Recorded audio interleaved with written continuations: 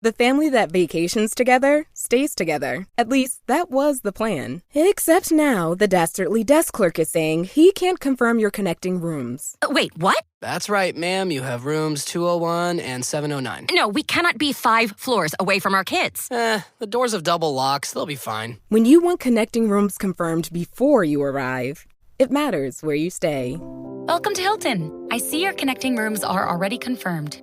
Hilton, for this stay. The Who's Down in Who Newville were making their list, but some didn't know Walmart has the best brands for their gifts. What about toys? Do they have brands kids have been wanting all year? Yep, Barbie, Tony's, and Lego. Gifts that will make them all cheer. Do you mean they have all the brands I adore? They have Nintendo, Nespresso, Apple, and more. What about... So the Who answered questions from friends till they were blue. Each one listened and shouted, from Walmart? Who knew? Shop gifts from top brands for everyone on your list in the Walmart app.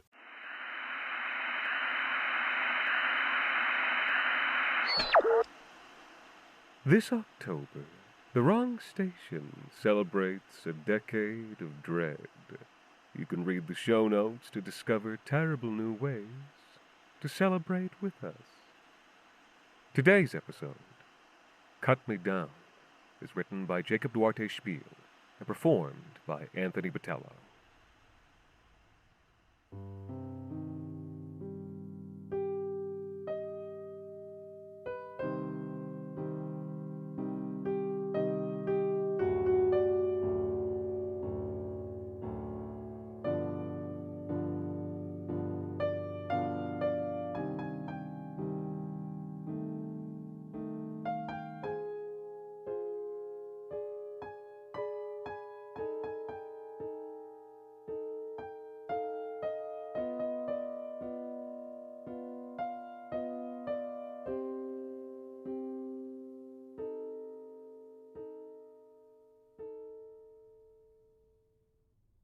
The war was over, the forces disbanded, free to go where they pleased. Nobility and officers rode their horses back along the road, and were back in the capital within a few days. The foot soldiers had no choice but to walk, a long journey home. Among them was a young soldier, Theogold. His commanding officers saw him as a common man, but a good man. During training, his hard work and honesty quickly gained attention. They were used to filthy conscripts who deserted at the first opportunity. Theogold acted as nobly as the royal family's paladin bodyguards, perhaps even as noble as the family itself. Theogold had been drafted by the Empire, but he would have chosen to join up on his own accord. He came seeking adventure and riches, and had found both, of a sort. The war began, as so many do, with murder. The old emperor had been killed in his sleep, age having finally caught up to him. He'd grown soft in the heart, and some say soft in the head. He read poetry and ignored his military advisers. Such is the way of certain emperors. The new emperor was not like that. He was clever, deadly. He knew when to strike. And strike he did. The old emperor's death was mourned by few. Most welcomed the age of expansion promised by their new ruler. He reminded them of the old emperor, when that emperor had been young. So, the new emperor and his generals set out on a long journey in search of a new land to conquer. Weeks of roaming the borders led them to a valley between two jagged mountain ranges. An ancient path, beaten down by centuries of feet and hooves, linked the many small villages nestled along the foothills. This was a fertile place, protected from the harshness of winter. As they traveled along the road, they passed trees heavy with fruits, and farms that yielded so much food there was even space for flowers. The men traveled inconspicuously, dressed as traders. They were accosted on every side by kindness and hospitality. Every night was spent in the home of another generous soul. Their camping gear became moldy from disuse. At the tip of the road, the emperor found the most populous village. He was welcomed with open arms. A local festival, now forgotten, was taking place. The emperor and his men relaxed and drank and nourish themselves with the sweet fruits of the land. As dawn rose, the emperor stood in the town square and looked down into the valley at all the little villages that had come before. In the morning light, they seemed to glitter. He saw the beauty of this place and understood its value. It would be an easy conquest, a new jewel in the emperor's crown. Preparations for war began. They were right, of course. The emperor was a man of war, his generals even more so. They saw the valley's weaknesses and exploited them. Their forces marched through, putting farmers to the sword and burning the fields. In mere weeks, they had wound their way along the road up to the very last village, like a spark devouring a fuse. The rank and file were pleased. The spoils were great enough that every man could have a share. They reached the final village at the top of the path. The emperor walked through the front gate and took the mare's head with his very own steel. And that was that. Theogold had fought alongside the other soldiers.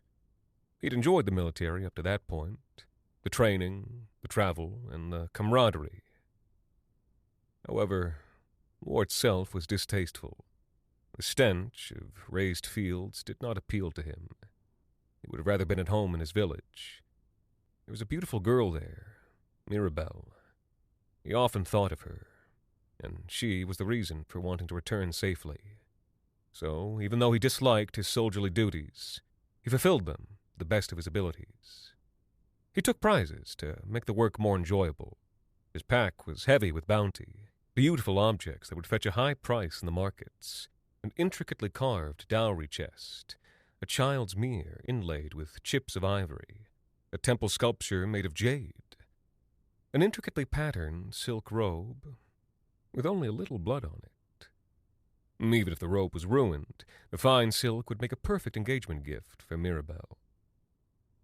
Theogold walked alongside a group of other men. They were all going in the same direction, their homes in neighboring regions. Theogold's village was just outside the capital and safely under the emperor's protection. It was the beginning of summer now, and the river that ran through the town square would be filled with trout, fattened on mayfly larvae. Theogold smiled at the thought, having spent weeks eating only heavily smoked meat rations and increasingly stale bread. As they walked through the empty, silent villages of the valley, they spoke of where and what they were returning to. One of them spoke of the apricots that would be ripening in the sun by the time he returned. They were warm in your hands, the juice thick and sweet as syrup. Another spoke of cherries, both tart and sweet. They were orange-yolked duck eggs, loaves of warm, crusty bread, black rice made tangy with sweet vinegar. The men were enraptured. They moved from discussing flavors to discussing fragrances. The smell of wheat fields, the smell of honeysuckle. From fragrances to amazing sights, waterfalls, gorges, great flowering trees. From sights to experiences, the warm bed, the warm mug of tea, the soft, warm body of a lover. Each tried to outdo the others in describing the lushness and beauty of their home, until they all ached with longing. So focused they were that no one had noticed that the sun had set, or that the half-moon now lit their path, with a figure standing in their way. It was Theogold who put out his hand to stop the other men. His other hand went to the hilt of his sword as he said, "Who goes there?" The figure was a woman, thin and young. Her lank black hair trailed over her shoulders and down her back. It was so dark that it seemed to bleed into the night, and Theogold could not tell where one ended and the other began. She turned to them, and the men saw the bloodstains and filth on her silk robe. They saw the imprint of a horseshoe on her cheek and forehead, and the bald patches where her hair had been torn away. They saw her milky white eyes and sallow skin and blue lips. They saw that she was dead. Without another word, two of the men ran blindly off the road and into the dark. Their receding footsteps faded into silence. Therigold's sword hand tensed, and into that silence he asked again, "Who goes there?" And the ghost woman replied, "Please, cut me down." Therigold turned to the other two men. They looked back at him uneasily, unsure of what to do or what the ghost was asking of them. "You are already dead," said Therigold. "You may go into the afterlife, sister." The ghost woman's vacant eyes seemed to focus on Therigold. "I cannot," she said, and turned around to reveal the reason why. The back of her robe was punctured with a slash mark and a stab wound. Therigold stepped back. One of the two men with him took the opportunity to slip away, joining the others somewhere in the dark. It was clear. The woman had been killed from behind while running away. Therigold knew as well as anyone that such a death came with a powerful curse. The body could not leave this realm while a murder so dishonest hung over it. But Therigold was a common soldier, not a witch woman. He only knew soldiering, and he was a novice even at that. He didn't know what kind of intricate magic could release the ghost woman to the afterlife. "Cut me down," said the woman again. And Therigold understood what she was asking. It was no taunt, no trick. The ghost woman needed to die a second time at the hands of a noble soldier. A single swing of a sword, face to face, clean, honorable. He stepped forward and held his sword out, showing the ghost woman the keen blade, the fine hilt. A noble sword, if there had ever been one. And with a single slash, he cut the spirit diagonally from shoulder to hip. It was as if the blade passed through air. Her form did not even waver.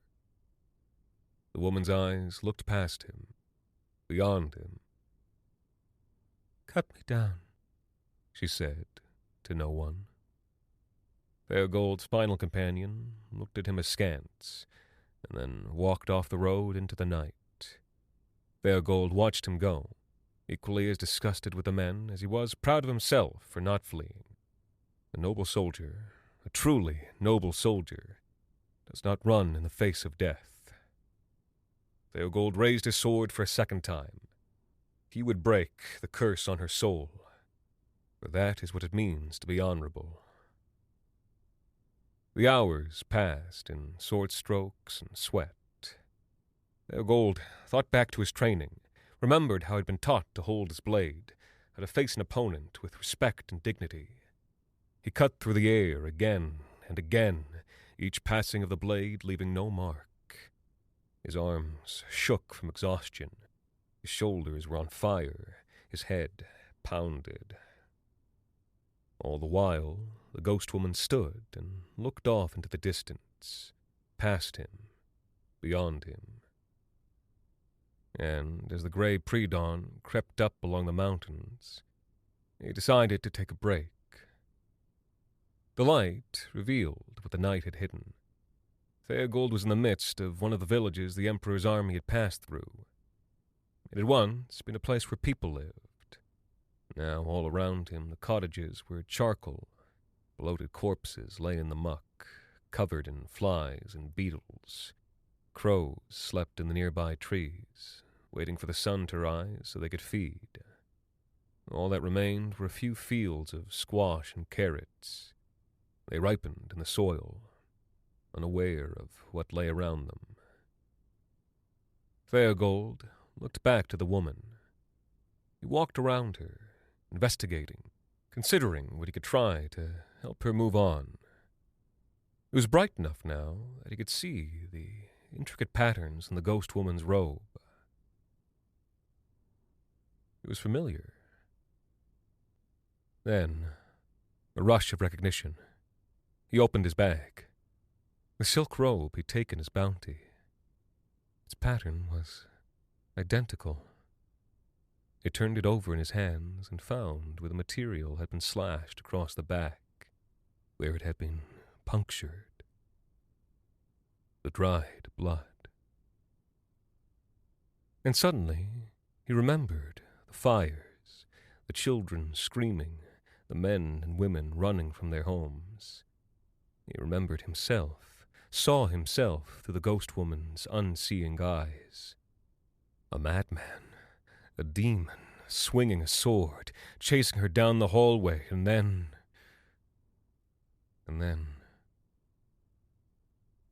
she was his ghost. There were other choices for Theogold. He could have abandoned the ghost, like his compatriots. He could have quit the Emperor's service. He could have returned to his village and to Mirabelle. Instead, on that very road, he turned his blade on himself. The sword point traveled neatly through his belly and out through his back. Theogold coughed, and blood spurted out both ends of a stab wound, coating the blade entirely. The ghost woman blinked. She seemed to be shaken from her trance. Silently, the ghost woman approached Theogold from behind. She laid her body against his back, and, as Theogold drove the sword to the hilt, the blade passed through her as well. Her eyes turned upward. A faint look of relief came over her features. And then she wasn't there anymore. The only figure on the road was Theogold, curled around his own sword, dead. The Emperor's men returned with a retinue of farmers and carpenters, but they never settled there. They instead reported seeing a fierce warrior spirit that warned them against ever entering the valley. He stood astride the road, 12 feet tall, carrying a sword from which dripped a never-ending stream of blood. So fearsome he was that the men fled back to the capital, where the prudent emperor had them executed for cowardice. Yet, still, the emperor decided not to send more men. That summer, all across the valley, the fruit trees blossomed and became heavy with cherries and pears. The fields were rampant with squash, beans, and wheat. The grass grew so high and thick that the wreckage of the towns was hidden. Then, with no one to harvest, the fruits fell and rotted on the ground. The fields became fetid with mold and maggots. The grass turned yellow, brown, and black as it died, untouched. By November, all that was left were the bodies. And past the valley, over the hills, and across the land, there was a river that ran through a town square. Just like every year, it was filled with fattened trout. But now, there was one less mouth to eat them.